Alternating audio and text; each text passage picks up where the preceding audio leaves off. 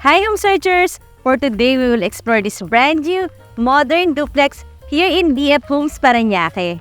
My name is Eva and I am your real estate broker friend. Now, let's start the house tour!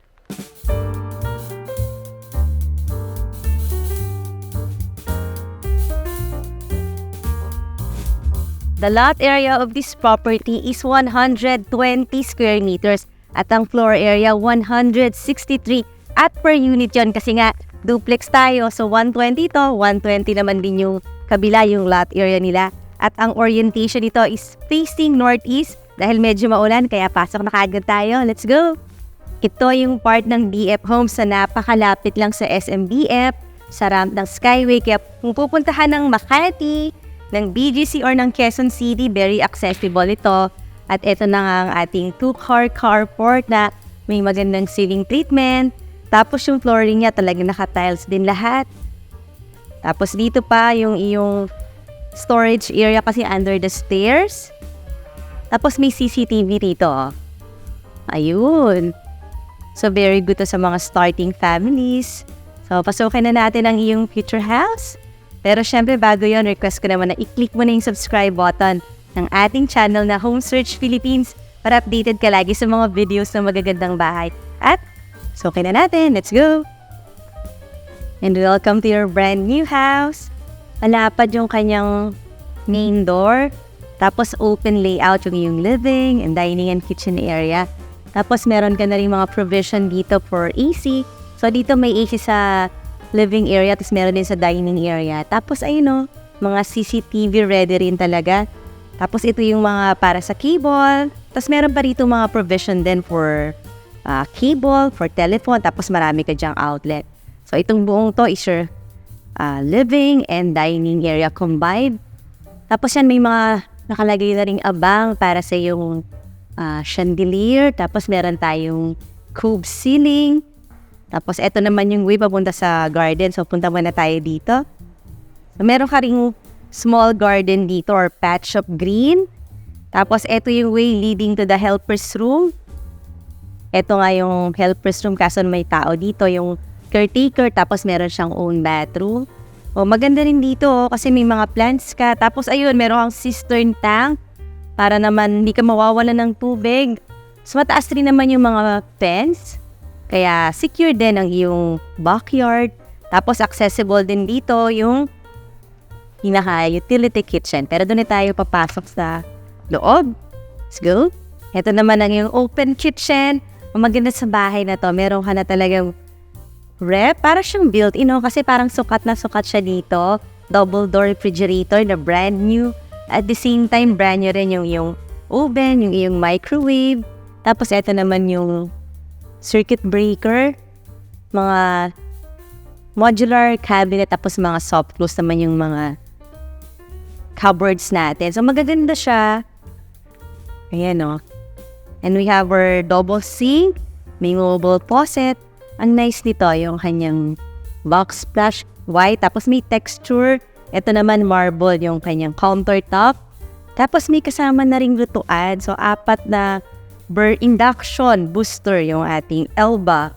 Tapos meron ka na ring range hood. So ready na itong iyong kitchen. Talagang fully fitted kitchen siya. At malapit lang yung sinasabi kong parang daily kitchen na merong sliding door. Pero glass naman to. So kitang-kita mo kung may lalabas or papasok. So slide lang natin yung ating pocket door. At very smooth to yung pag-glide niya. And dito ka pwedeng maglagay ng another stove. Ayan, kasi may outlet ka doon for gas. Kasi yung nandun induction para yung sa electric. Tapos eto rin, meron ka rin ditong sink. Okay na rin naman yung size niya. Tapos yung mga cupboards, iba naman yung color this time. Ito parang wood.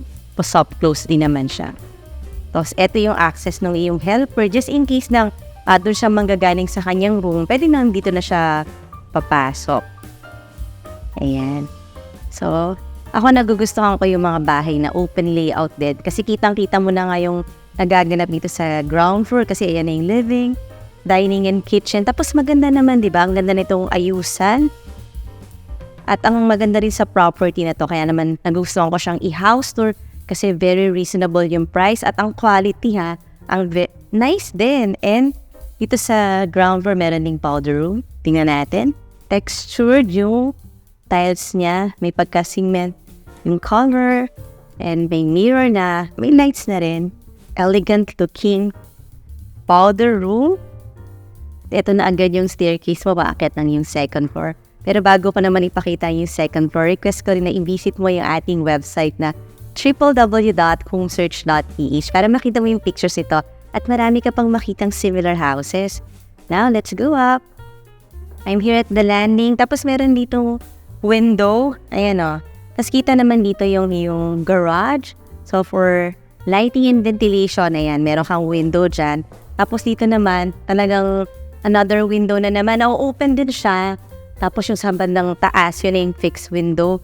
Tapos meron siyang mga step lights para pag sa gabi, pwede mo siyang i-on. Tempered glass.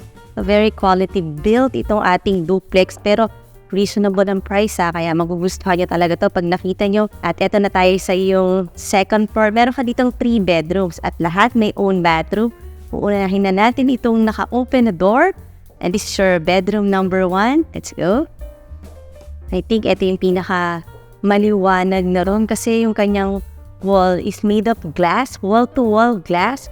Tempered glass naman yan. Tapos almost floor to ceiling din yung height. Kaya napakaliwanag dito sa bedroom mo. Hindi mo na nga kailangan mag-on ng lights. Kita natin ang neighborhood mo dito sa may BF Homes Parañaque. Tapos we have laminated wood flooring, high ceiling, provision for AC. Tapos meron ka ditong cabinet na floor to ceiling height. Ayan yung looks niya. Soft close din naman. At eto may ensuite bathroom. Mataas din yung ceiling ng yung bathroom. Tapos look at the bathroom niche. Medyo emphatic siya kasi black naman yung ilagay ditong tiles. Although itong buong bathroom is made of parang cement finish yung tiles, no? Tapos doubles shower, you have your sink, you have your bidet. Ito naman mga shower enclosure most of the time talaga. Ayan, mga tempered glass siya. Then you have your mirror na may lights. At diba ang cute? Tapos your sink. Ayan, na-appreciate ko pag may bidet na kagad na kasama yung iyong water closet. So let's go to the other bedroom. Ito na yung second bedroom. And let's go. I think this is a lovely house for starting families or mga small to medium-sized families. Tapos yan, may mga outlet pa rin dito. Tapos yan yung para sa cable, sa telephone. At malaki yung window mo dito. Panoramic window para naman marami kang natural light. Tapos maganda rin yung ventilation sa room. Ayun ang taas ng wall ng neighbor. Kaya safe ka dito sa iyong house. Also, it's inside a gated subdivision rin naman. So talagang pag security yung pag-uusapan, very good itong location ng ating duplex na currently available pa naman sila pareho. Tapos ito na yung ensuite bathroom. I think similar na rin naman doon sa unang bathroom kasi pareho block yung kaniyang bathroom niche from wall to wall din. Double shower, may bidet. So, same. And let's go to your master bedroom. And this is your master bedroom, kaya malaki siya. Tapos, andito yung sa CCTV, oh. And you have your cabinet here. Pagpasok ng door, ito na kagad yung cabinet. Tapos, ito yung provision for AC. I think dito ka pwedeng maglagay ng yung king-size bed kasi across nandun yung mga provision for cable, for telephone. Tapos, nandun din yung mga outlet. So, may mga windows ka dito. Tapos, ito na yung pinaka-master bathroom. Unfortunately na wala lang yung lights. So, ito yung sinasabi ko sa inyo kanina.